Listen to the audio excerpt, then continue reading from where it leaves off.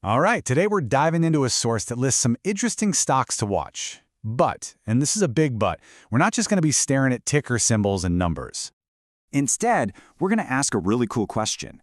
What if every single stock told a story? You know, a story about the big shifts happening in our economy. That's what we're going to unpack today, using this list of companies as our guide. So let's jump right in. And just a quick heads up, this is absolutely not financial advice. Think of it more like this. We're using these companies as a magnifying glass to look at the huge economic stories playing out all around us. You know, things like massive construction projects and the whole future of manufacturing. Okay, our first big story. It's a huge one. We're talking about building a nation. Literally. The source we're looking at points to this massive, and I mean massive, boom in infrastructure. It's all being fueled by government policies and this big push to modernize everything. You know, the source actually has a really powerful phrase for this. They call it a peak growth cycle. That basically means we're in this period of super intense, super fast development. So what does that actually look like for the companies on the ground? Well, let's meet a few of them. First up, check this out. Ganesh InfraWorld. Their year-over-year sales are up 121%. But get this, their profit, that is skyrocketed by 157%. I mean, wow, that is not just growth, that is absolutely explosive. It's a perfect snapshot of that infrastructure boom we were just talking about. So you gotta ask, right? What's driving this? Well, according to the source, it's their very strong execution capabilities. In other words, these guys just get stuff done. Now, the flip side, you gotta remember there's a heavy dependence on government contracts, and that's always a key risk to be aware of. And this isn't just a one-off. Let's look at another company, RBM Infracon. The numbers here are even more dramatic. Sales jumped 176%, and profits are right there with them at 170%. When you see a pattern like this, it tells you this whole infrastructure story has some serious momentum. With RBM Infracon, the key phrase from the source is massive scaling. They're growing like crazy, and most importantly, they're delivering on their orders. But the source also points out a classic risk in this business. Revenue is project-based. That can make things pretty unpredictable, kind of lumpy. All right, let's switch gears a bit. We've talked about building the country's bones, its infrastructure. Now let's talk about what's being built inside the country. This is the whole Make in India story. A huge push for more domestic manufacturing, for more economic self-reliance. So take a look at Arham Technologies. They're an electronics manufacturer. And what's super interesting here is the gap between sales and profit. Sales grew a really solid 44%, but profit? Profit doubled, 100% jump. That's the key right there. It tells you they're not just selling more stuff, they're getting way more efficient and profitable with every single thing they sell.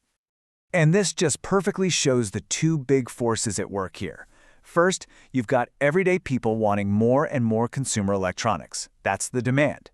And second, you have the government's Make in India push, which is like this powerful tailwind helping these companies grow for the long haul. And you know what? We see a really similar pattern with Remsen's Industries. They make parts for cars. And again, just look at how profit growth is blowing past sales growth. Sales are up a healthy 27%, but profits? They've more than doubled, jumping 114%. That screams that they've made some serious improvements to their business. And yeah, the source backs this up completely. It says their margins, the profit on each part, are improving sharply. So you've got this great story of them getting better on the inside, combined with a huge boost from the outside. The entire auto sector is in what's called a multi-year upcycle. That's a really powerful 1-2 punch. Okay, next up, we've got a section that's kind of cool because it bundles three totally different but super important economic stories that are all happening right now. We're talking about resilience, recovery, and of course, the big shift to renewals. And here you can see two totally different kinds of stories. On one side, you have the rebound story, right? Wise Travel India is basically riding that huge wave of post-pandemic travel recovery. But on the other side, you have what you might call a constant, Anodita Medicare. They're in the medical hygiene sector, which is pretty much recession-proof. People always need it. And this chart just lays it all out so clearly. You've got Wise Travel's 40% profit growth, which is all about that travel recovery. Then there's Anodita Medicare's incredible 117 growth, which comes from just how resilient that hygiene sector is. And finally, GK Energy's solid 35% growth, powered by that unstoppable shift to clean energy. It's just amazing. 3 totally different stories about our economy, all playing out at the same time. So far, we've been looking at these big, wide trends that affect whole industries. But sometimes the most interesting story is about just one company trying to completely change its own future. So let's take a look at what they call a turnaround play. This particular story kicks off with just one number, 3.8 million. That is how many shares of Karnataka Bank one single, very well-known investor just bought. I mean, that's a massive vote of confidence. So what's going on here? Well, the source puts it plainly.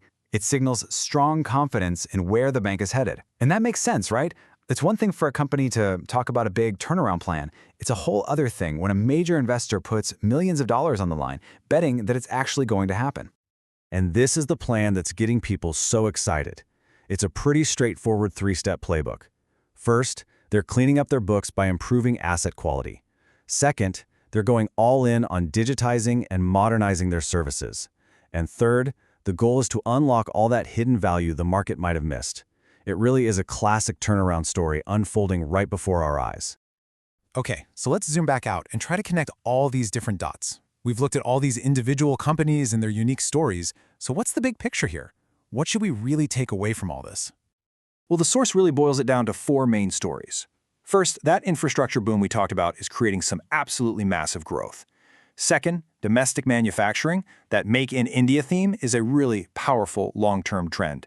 Third, you've got all these other sector-specific stories happening everywhere. Recovery, resilience, you name it. And last but not least, there are always these special situations, like a company turnaround, that are kind of playing their own game.